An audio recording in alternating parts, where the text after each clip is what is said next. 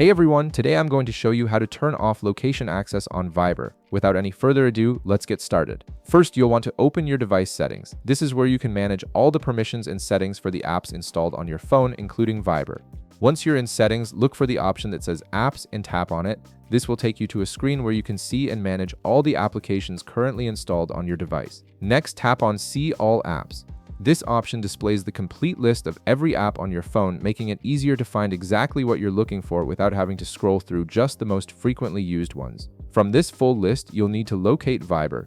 Scroll through until you find it, then tap on it to open Viber's specific app settings page. Once you're inside Viber's settings, you'll see several options related to how the app functions on your device. Look for the option labeled Permissions and tap on it. This section is important because it controls what Viber can and cannot access on your phone, including things like your camera, microphone, contacts, and of course, your location. Managing these permissions gives you more control over your privacy and what information apps can use. Now, from the Permissions menu, tap on Location. This will show you the current permission status for Viber's access to your device's location services. You'll see a few different options here that determine whether Viber can track where you are. Finally, tap the radio button next to Don't Allow.